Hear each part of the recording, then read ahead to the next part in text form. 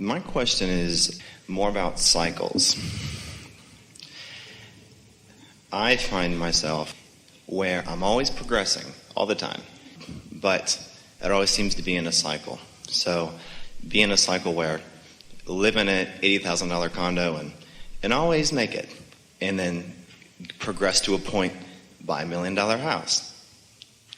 I feel like I'm just making it and not progressing, and get to a point where you didn't feel progression between the $80,000 condo and the $1 million house? That didn't feel like progression to you? It felt like one step. Instead of going up, it feels like a step and stopping, a step and stopping. It doesn't feel like a constant flow. We want to hear more from you, but we want to answer why that feels like that. When life causes you to ask for something, we've been talking about this, and you're not a vibrational match to it, then it feels far away. Sometimes people will use words like, I have this really big dream. I have this really, really big dream. And we want to say, those things that you call really, really big dreams are going to remain sort of unachievable to you, because in your saying, well, that's easy to accomplish, and so I do, but that's difficult to accomplish, and so I don't. There's a belief factor that doesn't let you receive more than you believe that you can receive. When you are sifting and putting things into the vortex, you've heard us talk about step 1, step 2, step 3 ad nauseum. We don't talk about much else. Step 1, step 2, step 3. And these days we're really emphasizing step 3, that you've got to be in the receiving mode. Here's the thing, when you are in the receiving mode, then what you're receiving feels perfectly normal to you. So the way that translates is most things just feel like the next logical step, because you have to accomplish the vibrational shift first before they can happen. And because you have accomplished the vibrational shift first, when they happen, it just feels like the next logical step. And it's a little confounding to you, because when you really wanted something you didn't believe, it felt like a great big step. But then when you did the energy work and you allowed it to happen, it felt like the next logical step. No big deal. Don't you like knowing that? Or are you like so many people who like the drama? One day we were visiting with a woman, and we wanted to get her to talk about things that she desired, because she was just talking about what she didn't want and what she didn't want and what she didn't want and what she didn't want. And so we were trying to get her to talk about what she desired. And so we said, well, what about this? Oh no, I don't want that, I've already got that. Well, what about this? Oh no, I don't want that, I've already got that. And what she was saying was, she thought that desire, that feeling of desire, is that edgy feeling of yearning for something. Want this thing that I cannot have. And that's what desire felt like to her. And there was a sort of titillation and excitement about that, because there's something that was exciting to her about wanting something that felt unachievable. But if it was already achieved, then she didn't want it. Well, that's the way she felt. But this is what we want you to begin understanding and watching for. And we're calling it the turning thoughts to thing sweet spot. So if you have accepted along with us that there is a vibrational reality that you've already created that hasn't yet manifested, somewhere between that vibrational reality and your ability to allow yourself to receive it are all of the emotions that you will ever feel. Every emotion on the emotional scale is between what you've put into the vortex and your ability to allow it to manifest. And so if you are really in an expectant mode and what's in the vortex is being easily received by you, then you're just having this ease and flow, this feeling of natural well-being, and there's no drama.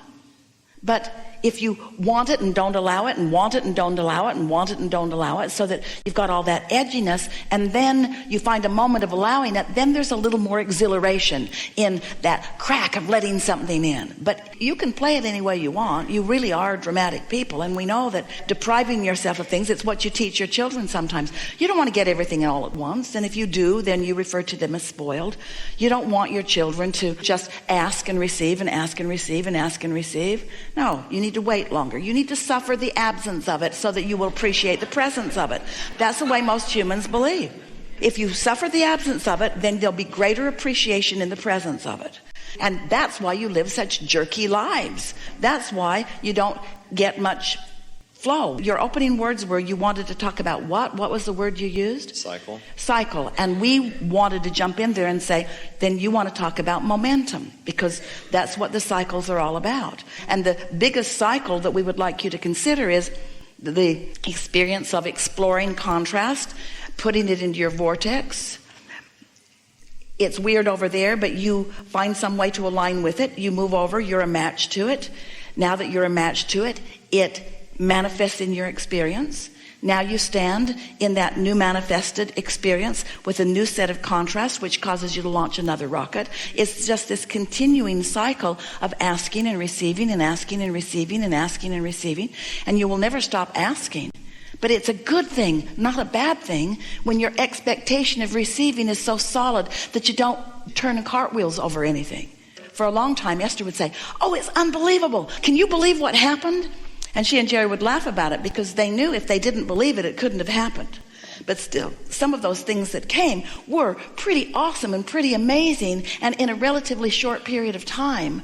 We want you to believe it. We want you to get to the place where it just feels natural to you, that you just accept well-being and clarity and things working out for you as the next logical step, where you just expect that now you've put it into the vortex and it feels good to think about it, that it's going to start turning into the thing, and that you're going to get to witness, be a witness to its unfolding.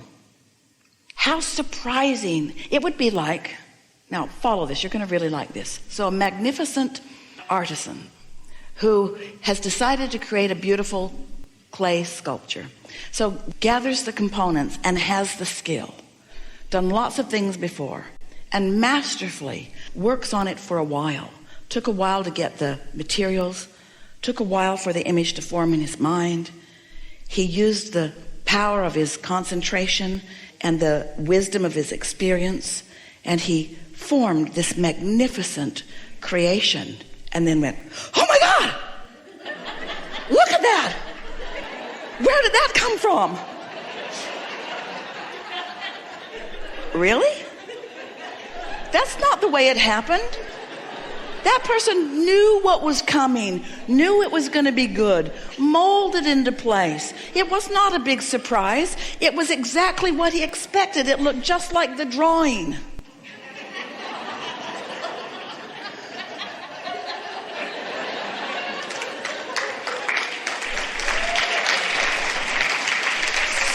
So when you are aware of what you've been asking for, and you're aware of how it feels when you think about it, and you deliberately focus on it in a way that feels good, then as it begins to evolve little by little, there's nothing surprising about it. It's just normal. It's just the next logical step. You get to experience a whole pipeline of never-ending things coming out of your vortex and evolving into the tangible. See it, hear it, smell it, taste it, touch it reality that you all expected when you decided to come into this leading edge place of creation. You are not here being tested. You are masterful creators.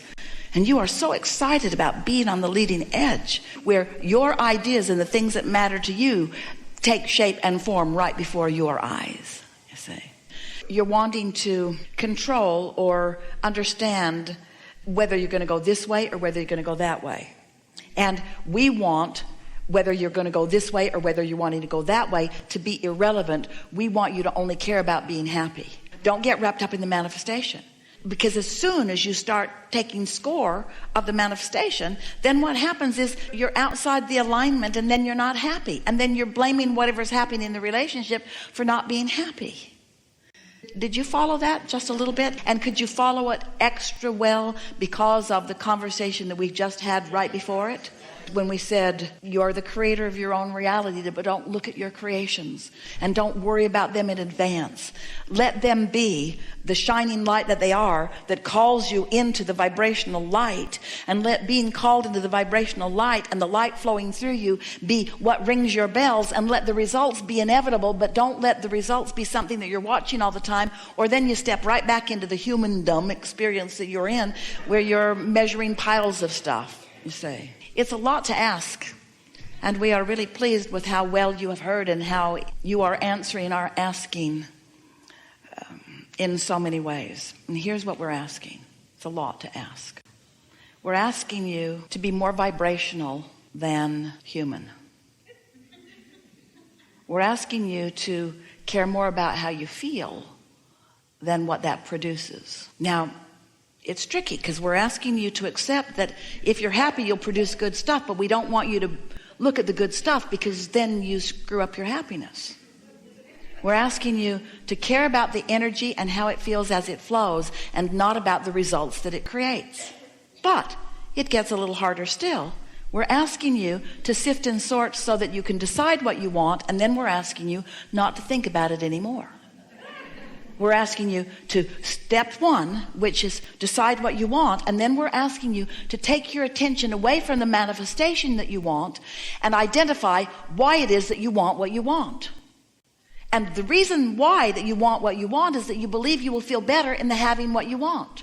No matter what it is that you want, a material object, a pile of money, a relationship, a state of being, a new truck, whatever it is that you want it because you believe that you will feel better in the having of it. So here you are. We ask you to decide what you want. Boink, you're doing that.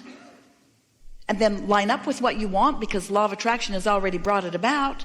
And then stay in that sweet spot of being lined up with what you want, but don't need the manifestation of it in order to stay in vibrational alignment with what you want.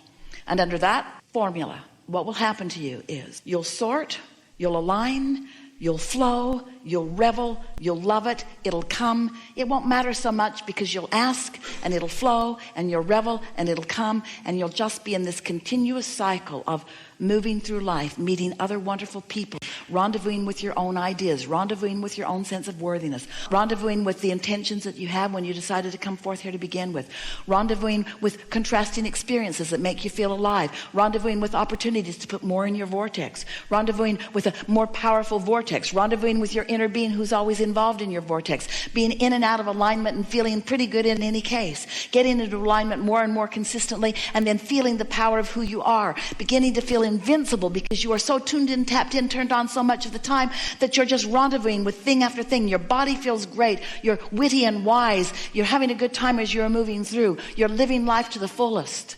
And then manifestations are happening too. Manifestations that cause more contrast maybe, because once you get that car, you got to wash it and insure it and keep gas in it and so forth. But more opportunity to put more into the vortex, and on it goes. This cycle of life, this eternal cycle of life. We want you to revel in the excellence of your life in the way that we are reveling in the excellence of your life. And in a moment when you feel that euphoric feeling, what that is you for a moment letting yourself understand how we feel about you. One day, Esther and a friend had been with Esther's little kids, with her grandchildren and some other people's children, and they'd had almost a week together where they'd been around a lot of these kids. And Esther was so enjoying their freshness and their eagerness and their lack of worrying about things and their expectation that things are supposed to go well for them and the evidence that things were mostly going very well for them. It was a glorious period of time. So now that week has passed and everyone's gone home, and Esther is visiting with her friend over lunch one day, and Esther said, I so love being with these little kids, my little kids and their little kids. I love being with these little kids because I just love anticipating what's coming for them. I love thinking about what's in their vortex, and I love thinking about the experiences they're going to have as they find their way. And I love thinking about them not knowing and then knowing, and being out of whack and then getting back into whack. I love thinking about the empowerment that they are going to give to themselves as they move through life experience. And I love the results that they're going to get, and I love the fun that they're going to have. I just love thinking about it. I'm ravenous thinking about all this life experience that they have before them. And Esther's friend said, I bet that's just how our inner beings feel about us. You feel it in your body? Yes. That's how your inner being does feel about you. So proud of you. So appreciative of you. So eager for you to experience the joy and the alignment that you deserve. And so knowing that you now know what to do. You're not going to get it right every time. Maybe not even most of the time, but you'll get it right often enough to be joyful, mostly. There is great love here for you. And as always, we remain stubbornly and very happily in your vortex.